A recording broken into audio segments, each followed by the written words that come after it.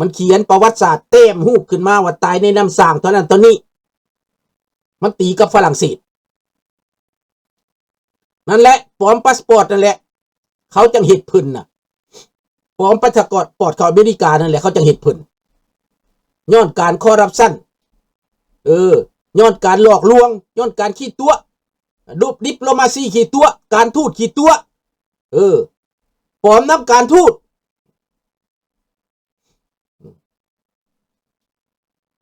นี่แหละบาทนี้พี่น้องถามเหตุผลจากลูกหลานบาดนี้ในห้องนี้แหละบ่ถามคนอื่นถามว่ามันตายในทำปิวมันว่าตายเท่าไหร่350 คนใน350 คนคนแก้วมีแล้ว200หรือ350 คนอาจจะเป็นลาวในนั้นเพราะกองพลทหารอันนั้นอเมริกาเขาทิ่มระเบิดใส่มันเอาแต่ความเก่านั้นมาเว้าใส่เฮาทับถมเฮาทั้งที่พวกคนลาวทั้งประเทศบ่มีผู้ใดได้ฮู้หยังบ่มีผู้ใดได้เฮ็ดหยังแก้วตายได้ทำปิวนั่นความรับผิดชอบของประชาชนลาวในประเทศบ่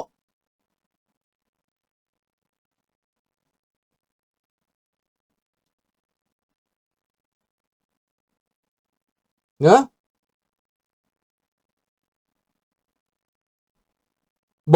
บ่แม่นจักดิบ่แม่นแยกกันเองเด้อเจมส์เด้ออย่าเข้าใจผิดแม่นเขาเฮ็ดบ่ได้ผิดกันอย่างเขาเฮ็ดแม่นแก้วกับเจกมันเฮ็ดกับรัสเซียมันเฮ็ดโซเวียตมันเฮ็ดมันเอาเงินทุ่มเทมาประกอบอาวุธให้แล้วตัวให้คำมันสัญญาว่าสิได้เป็นนั่นสิได้เป็นนี่สิได้หังได้มีบ่แม่นทิดกันเองบ่แม่นเด้ออันนี้เป็นเรื่องกล่าวหาใส่เด้อบ่แม่นจักดิสุภาโดวงกับเขามาหลอกเอาอยู่เมืองฝรั่งพุ่นเอาแก้วให้เป็นเมียแม่นโฮจิมินห์วางแผนเบิดเขาส่งคนเข้ามาถามว่าบักไก่สอนเป็นคนลาวบ่แม่นแปลว่ามันเป็นนักสืบสวนเนมแปลว่ามันเป็นตัวแทรกแซงมันบ่แม่นลาวเด้แก้วเด้ถามว่าผิดกับบักไก่สอนมันถูกบ่ถูกเห็นบ่เพราะมันเป็นคนแทรกแซงเด้ถามว่าเจ้ามาอเมริกาเจ้ามาแทรกแซงอเมริกาเขาจับถามว่าเขาผิดกันนี่กับผู้ที่จับเพิ่นว่าสบายดีผ่อนใจ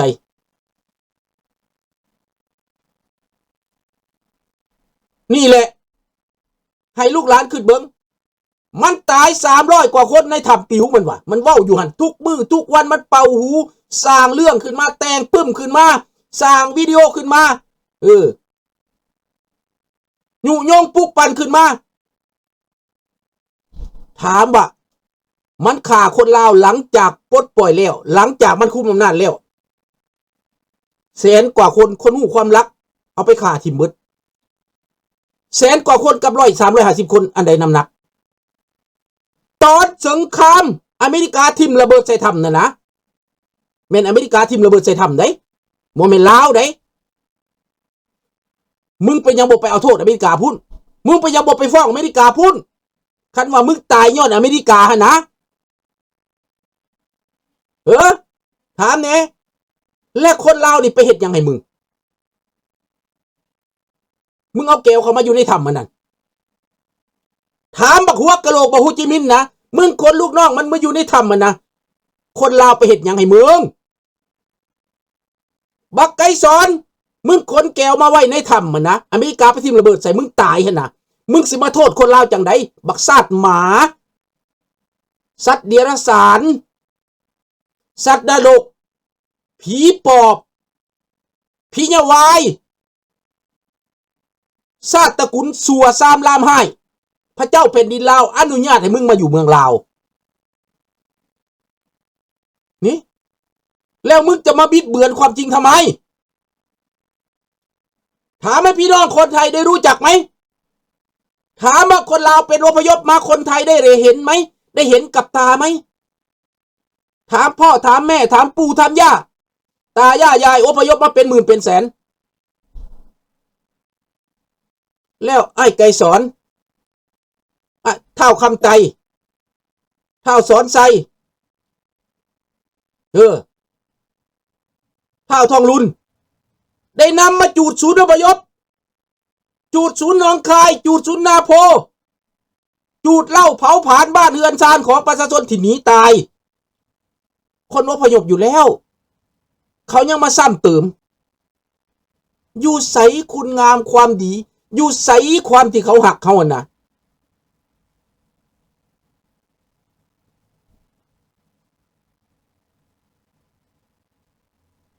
เห็นบ่ถูกต้องสำราญแก้วกับแก้วเห็ดเสื้อกันแต่ลาวนี่เขาลากเข้าไปแล้วเขายัดเยียดความผิดให้คนลาวเขายัดเยียดความผิดให้คนลาวแล้วเขาเอากระโหลกหัวแก้วเนื้อมาปั้นไว้ในลาวให้ลาวนี่ไปบูชานี่บ่ความเก่าความหลังหั่นนะนี่บ่พวกเจ้าว่าความเก่าความหลังหั่นนะว่าย้อนคนลาวผิดกันนั่นน่ะมันแม่นบ่ล่ะแล้วเฮามาอยู่ในเมืองนอกนี่มีหยังล่ะที่เฮาไปยึดกันมีหยังล่ะเฮาไปฆ่ากันมีบ่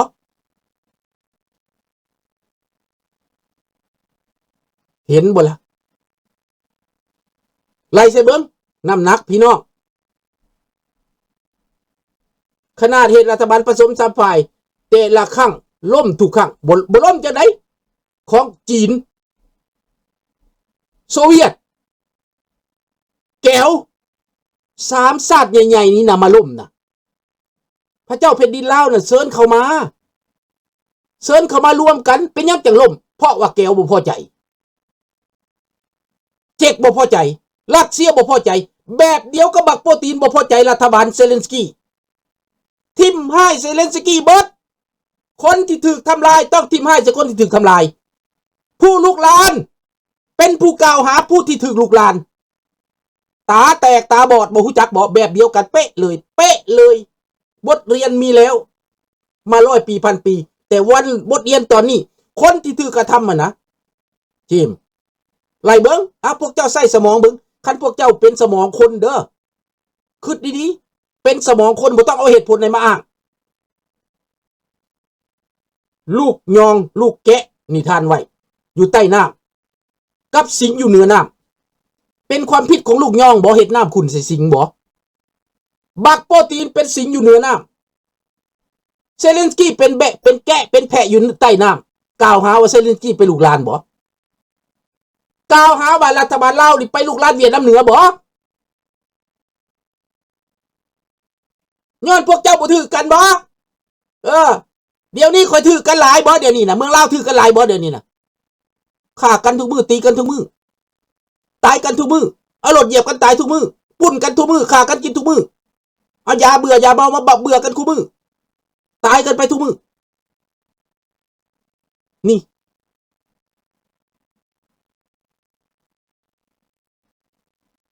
เฮ็ดรัฐบาลผสม3ฝ่ายครั้งที่2ถูกกองแลยึดอำนาจถามว่ากองแลเป็นไผล่ะถามเบิ่งเจมแม่นไผให้กองแลยึดอำนาจถามเบิ่ง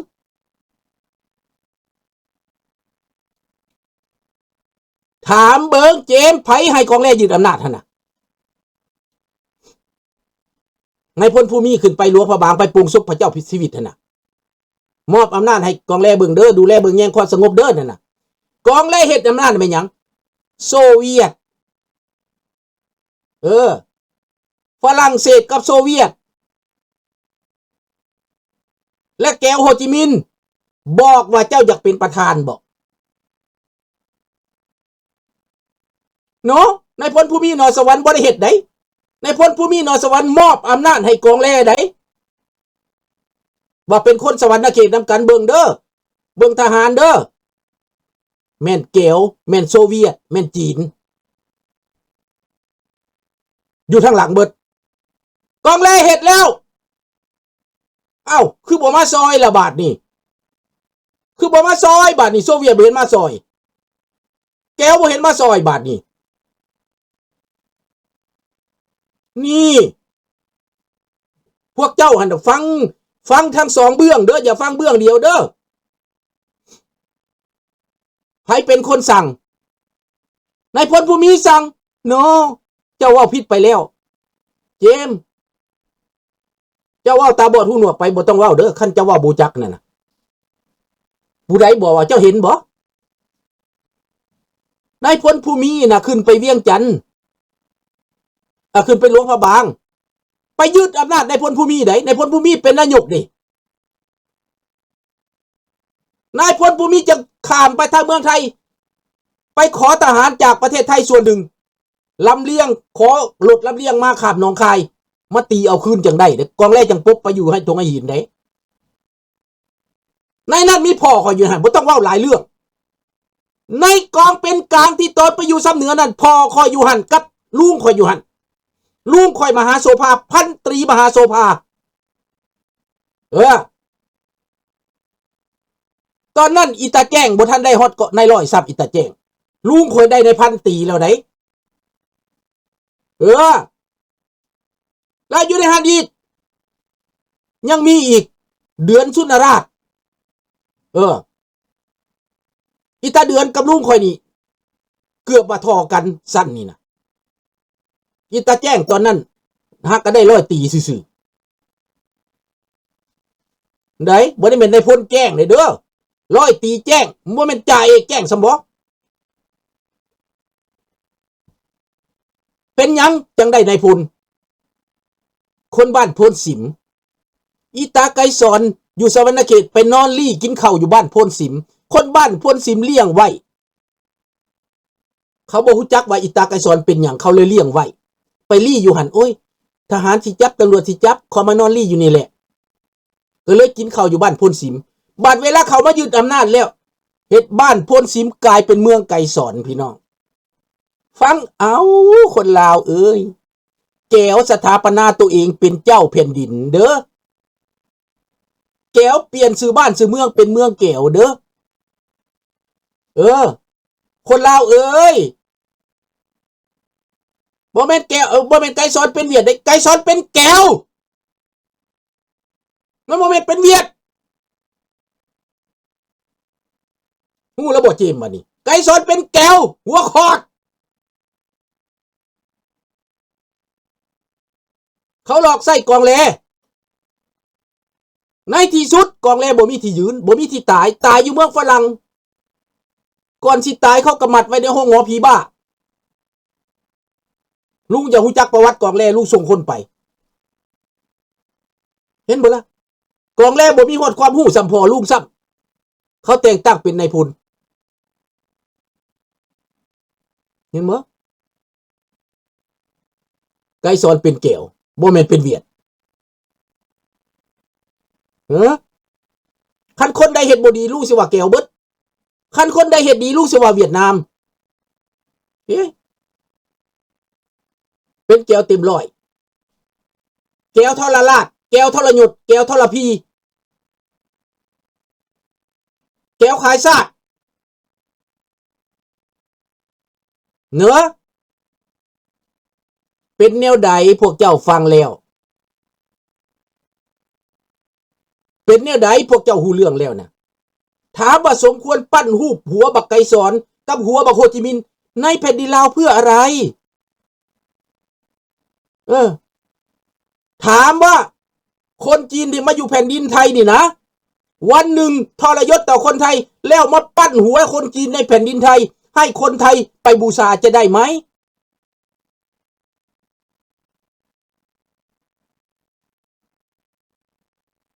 แล้วใครสร้างนี่ขึ้นมาล่ะผู้ใดสร้างนี่ขึ้นมาอย่าลุงโพต้องถามมันดิบัดนี้แต่ก่อนประเทศลาวสมัยพระเจ้าลาวบ่มีผู้ใดเป็นหนี้บ่มีผู้ใดเป็นหนี้บ่มีจักกีบจักบาท50 ปีผ่านมาพวกมันสร้างหนี้ขายประเทศกอบโกยโกงกินร่ำรวยครอบครัวบักคำไตรวยอู้ฟู่ครอบครัวบักไกรสอนรวยอู้ฟู่เป็นเทวดาเป็นพญากันเบิดสมัยก่อนข้าเจ้าบ่ได้กินแบบนี้ถามว่าเจ้านายสมัยก่อนกินบ่นายพลนั่นนายพุนนี่ลูกฮูเบิดโกเลแมนสุธาหลานบักคำไตนี่นะพอบักบุญนเรศนี่นะหมู่ลุงนี่นะ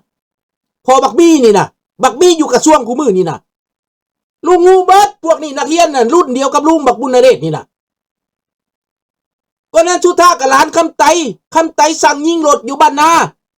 ยิงผะทึกหลานตัวเอง